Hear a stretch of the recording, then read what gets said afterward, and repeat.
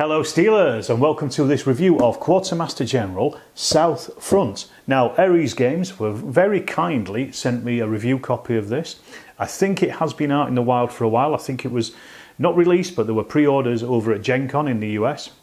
And also I think it was released on show at the UK Expo game as well. So it's been around about, but I think the actual release date for this is going to be September 2025. So what is Quartermaster General South Front? Well, it's the latest of a series of games under the Quartermaster General title.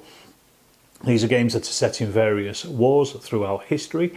The first one being the Second World War, but there were also the Peloponnesian Wars, the First World War, the Cold War, and then more latterly going back to the Second World War again.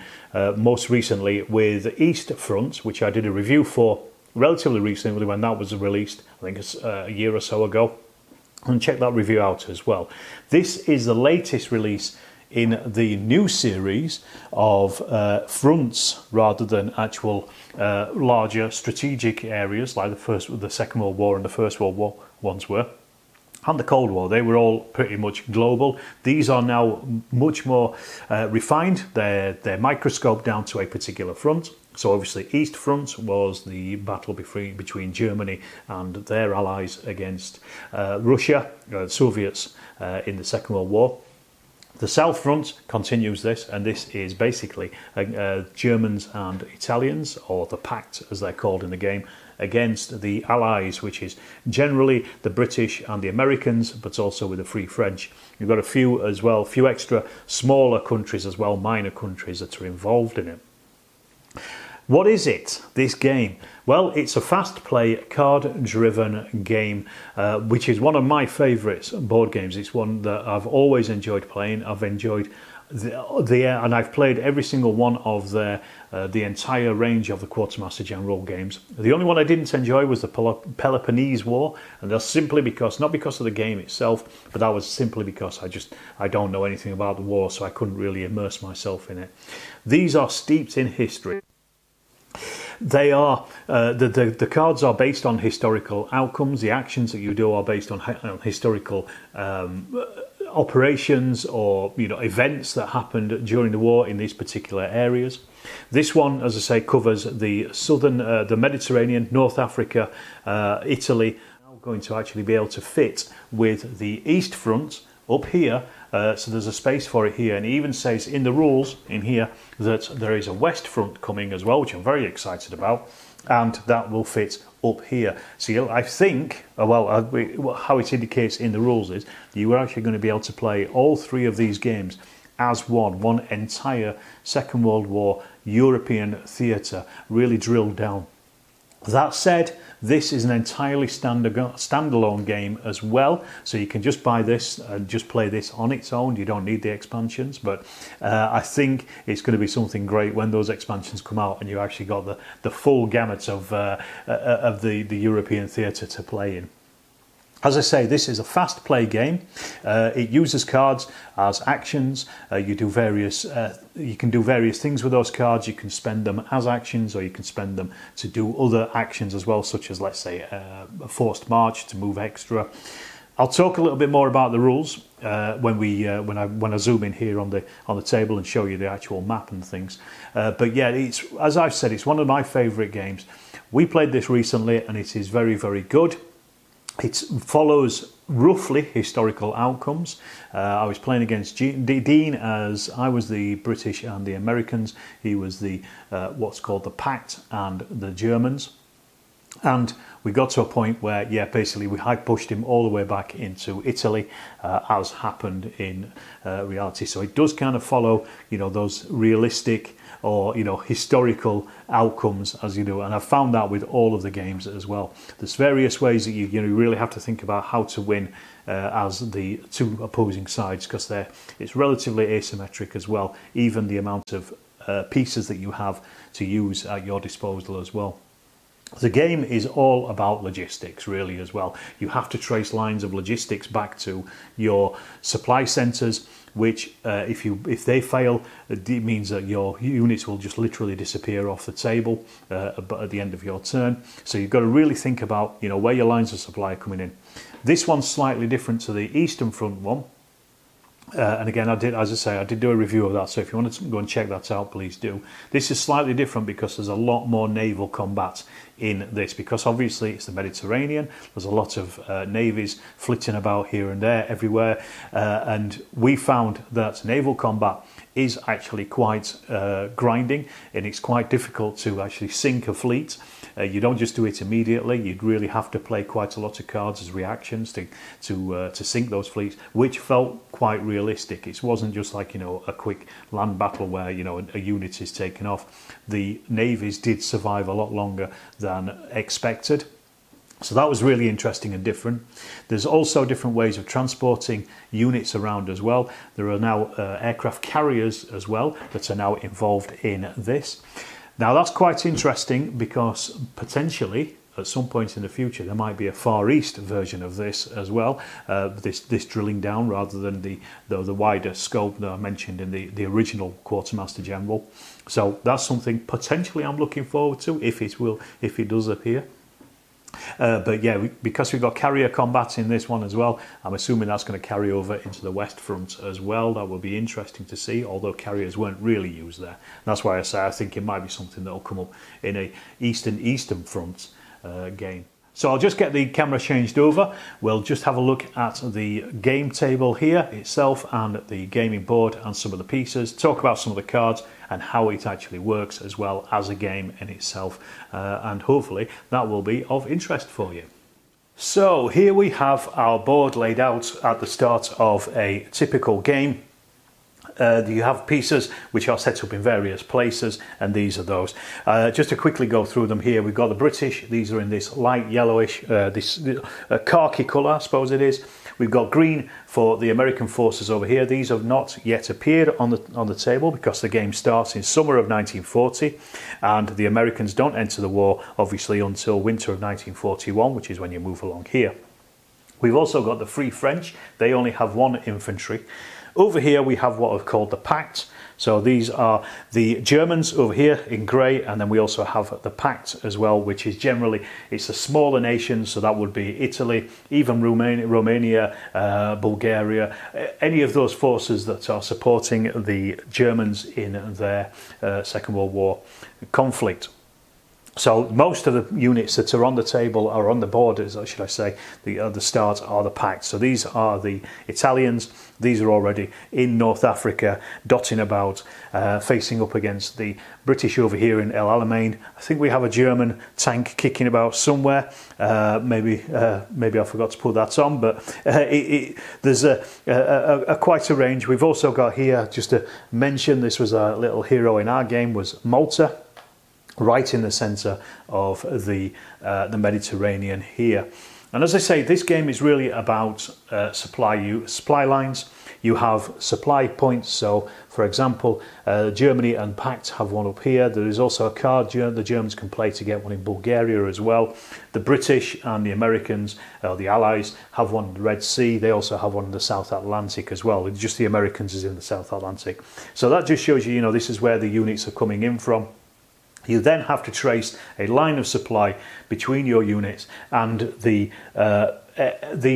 particular places. So, for example, the guys here on Malta, they can trace a line of supply through Sidra, Mediterranean and the Red Sea. However, you can also be interdicted.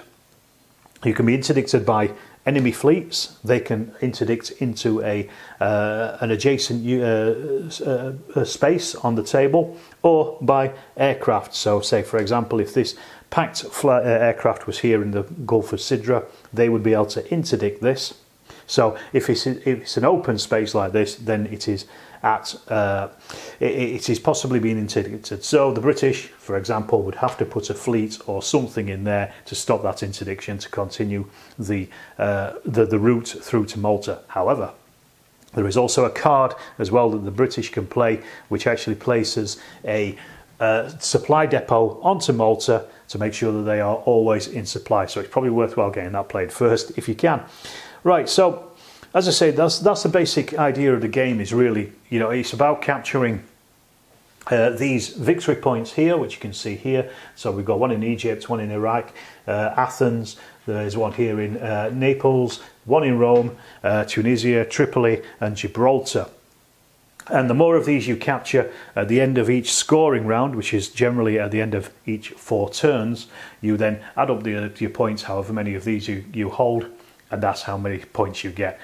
At the end of the game, at the final scoring, whoever gets the most points wins the game. However, if one side gets 10 points or more than the other at the end of a scoring round, then they immediately win the game.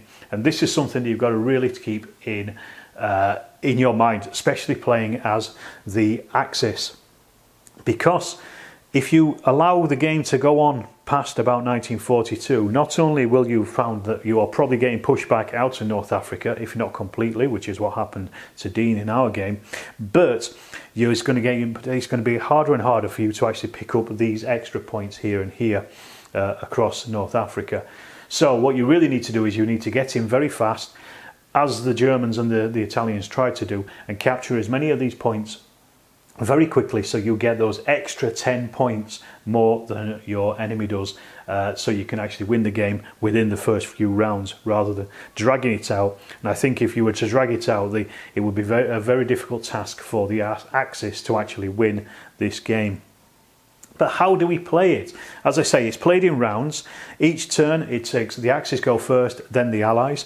You have a deck of cards, but you also have 5 cards you start with as well. Now, in the basic game, if it's your first game, there are 5 cards which have got the black markers down here, and these are your first hand of cards. So these are pretty helpful for you, and it kind of gets you set up for the game. You can only play 1 card per turn unless you have another card that allows you to do another action.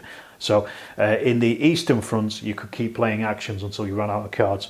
In this one, you can only play 1, but you can play more if you have a card which allows you to take an action. So for example, the Commando Supremo says draw 2 cards, then take another action. So basically that's just putting 2 extra cards into your hand. You draw cards, and you also draw cards at the end of your turn to refill your hand from your deck. And you start with the mid-war cards here. You can see these are noted for mid-war here, which I think is kind of belying what's going to happen in the West front, because you will probably have early war cards which you will also play as well as part of this. Then at a certain point in the game, you will then add these late war cards. These are the red cards here. So these then get shuffled into what remains of your mid-war deck. So you're actually building up, and these are slightly different to the early war cards, or the mid-war cards, should I say. For the Axis, they're more about getting victory points rather than attacking, whereas with the early war cards, it's all about attacking and putting units on the tabletop. You also have as well these contingency cards. You start with 3 separate cards here. These are always in play, and you can play these as an action, and these are quite interesting because they are double-sided. So when you play the front side, you flip it over. You play the second side, you get rid of it. Let me give you an example. This is the Bulgaria Science Pact. This is a German one. This is literally an action you would take in your turn. And it says activate Bulgaria for the Axis. You can see here Bulgaria has this black marker on it. That means it is currently neutral. When you activate it for your side, you flip that over, shows that it has an infantry on it, and then you also place a token on it to show that you control it as the Axis in this case. And then it also says here Bulgaria for the Axis if possible, because it may have been taken over. Then you may recruit a German infantry there, place Bulgaria's supply flag marker in Bulgaria. So this gives you quite a nice supply, not only in Rome, because the Axis, when they start, they only have 1 supply point. The Allies have 2. So that means you would then put a German infantry in Bulgaria. You would then also put in German supply points. So now the Germans are starting to be supplied down here as well into the Balkans, so they can start doing nefarious things. And as I say, once you've done that, you then flip the card and then you can then play at some point in future the other side of the card, then that is then discarded. And you have 3 of those, the allies also have 3. So that's basically, you know, the card play of it. That's how it works. It's a very simple, quick game, something you very quickly pick up once you've had maybe 1 or 2 games. I think we played it for the first time, and we'd got within, I think, 3 or 4 turns, we understood what was happening. There are some small nuances, simply because it has fleets in it, which is something that we'd not used before. Apart from, you know, in the East Front, it's mostly infantry, tanks and aircraft. In this one, you've got fleets, so it's ever so slightly different, especially with supply lines. You don't have to have units joined up. You can just trace it through areas you control, which is slightly different, if I remember correctly, from the Eastern Front one. So attacking and defending is quite a simple action. Usually it's played through a card. You normally attack from one territory space into an adjacent one. You don't actually move, you just attack into it. So let's say the British are attacking into El Alamein, into Tobruk. So you declare your attack. You can either, as I say, you either play it as a card, as an action on a card. So, for example, we have here Operation Compass, attack Tobruk or an adjacent land space with a UK force, then you may move 1 piece from the attacking force into the attack space. So this is the perfect one for this. So the British have played this, Operation Compass, attacking from El Alamein into Tobruk. The Germans, on the other hand, now have to have a reaction to this. Their first reaction is they could lose a piece. Well, that's a very simple, basic reaction.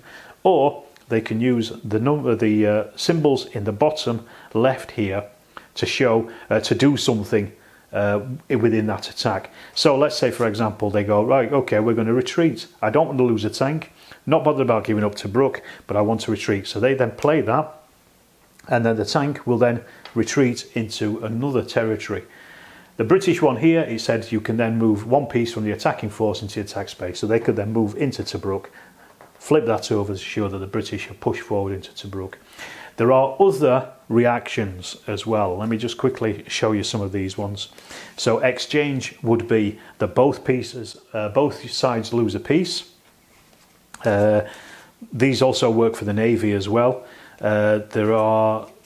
Let me just see, there are some hold fast. I don't know if the Germans have got any here. Here we are, here's a stand fast one. This one though is only in Rome or Naples, so it's obviously a late war one. But it means that basically you don't lose a piece. What happens then is the attacker has to play another card, such as a sustain attack card, because that's the only one that will beat a stand fast card, and then they will attack again, meaning that the Germans either have to spend another card, another stand fast, or an exchange, or lose a piece, or retreat as well. So basically it's about playing cards against one another. Remember that your hand only has 5 cards in it, and well, sometimes you might have more if you draw more, but you've only got the cards in your hand to play, and you're discarding those against one another. So you really have to think about where you're attacking, what cards you've got, if you're able to sustain that attack, and if you're able to keep pushing it forward and advancing into those spaces as well to capture them. And it's a really simple but very effective combat system that is pretty similar to the other Quartermaster General games. The only thing that you have, and it tells you here on the card that shows the quick reference card, is you basically have a ranking of the combat. So as I said, a stand fast can only be beaten by a sustained attack. Then the aeroplanes are better than tanks. Aeroplanes and fleets are better than tanks, which are then better than infantry. And you have to be able to beat those forces by the units you're attacking with. So an infantry can't attack a tank on its own, for example. So again, you've got to really think about what your force is doing, where you want them to go, and where you want to pile into it. So I think, you know, overall this is a really interesting game. It's something that, if you've not tried any of the Quartermaster General games, I think this one is probably worthwhile dipping into. It is a completely standalone game. My issues with it, I've got 2 issues. I don't think the artwork on the cards, and even on the actual cover of the box as well, is brilliant. I think it could have been better. It's a bit cartoonish. I don't really like the look of old Churchill there, but it is what it is. I think it's to match the Easter Front one with Stalin on it. And some of the cards, some of the artwork is a little bit ropey in places. Like some of the aeroplanes and things don't really look like what they're supposed to. But that, besides, you know, the core mechanics of the game are great. The one other thing I don't like is the fact that it calls things factions as well in a Second World War game. It really shouldn't be factions. It's I think this is something that has crept in from science fiction, wargaming and other board games and things, and I really don't like that. But these are two minor points with this game, and I think it is fantastic. I urge anybody to try it out. It's a great two-player game. As I say, I think once the West Front version is going to be released, whenever that will be, I think it's going to then turn into an even better, larger multiplayer game where you will probably have America, Britain, Germany, the Pact, and also the Soviets. So it's going to be at least a 3-player game, I would have thought, possibly more, depending on, you know, who you're playing with and things. In fact, you can split some of these cards up as well into different allies. So yeah, that's the review. That is a relatively short review. It's well worth checking out. Have a look on the Ares Games website for release dates, on any more information on there if you're interested. And I hope you've enjoyed this review, and if you have and you haven't, please do subscribe to the channel. Also check out Patreon and also channel memberships as well if you want to help out the channel itself and keep lights on at Storm of Steel Towers. And I'll see you in the next Storm of Steel video.